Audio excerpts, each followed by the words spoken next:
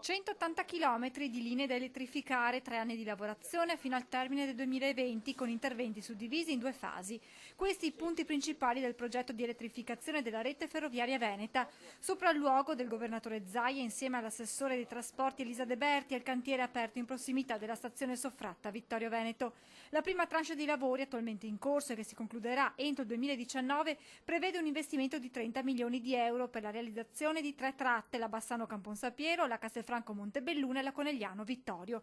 La seconda fase del programma di elettrificazione prevede la chiusura del cosiddetto anello basso tra Treviso e Vittorio Veneto, con gli interventi sulle tratte Treviso, Montebelluna, Belluno, Ponte nelle Alpi, Vittorio Veneto. Nella seconda fase procederemo anche con la realizzazione del sottopasso per Vittorio Veneto e sono state fatte le opere per predisporre proprio la realizzazione più semplice possibile del sottopasso viaggiatori. Un progetto nato nel 2015 per superare i problemi determinati dalle rotture di carico. Ci siamo impegnati ad investire e a fare delle scelte politiche per arrivare a togliere la rottura di carico sia di Montebelluna che di Conegliano. Promessa mantenuta, dice l'assessore De Berti, che ricorda come la Regione nel 2016 avesse ordinato 9 elettrotreni per il cui funzionamento era necessaria però l'elettrificazione. A questo punto la palla è passata nelle mani di RFI con l'avvio dei cantieri.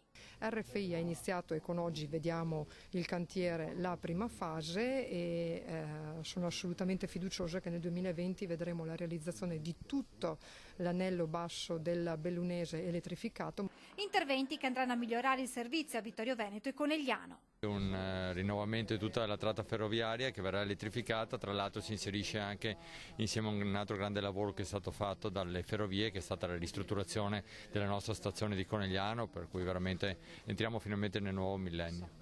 Ma le novità per quanto riguarda il trasporto su rotaie non si fermano qui. Come ricorda l'assessore De Berti, oltre ai lavori di elettrificazione vi sono interventi per il miglioramento delle infrastrutture, dei mezzi e dei servizi, per l'eliminazione dei passaggi a livello e l'istituzione del biglietto unico. Tra investimenti infrastrutturali, miglioramento del servizio e il biglietto unico che arriverà nel 2020 sarà una vera rivoluzione del ferro.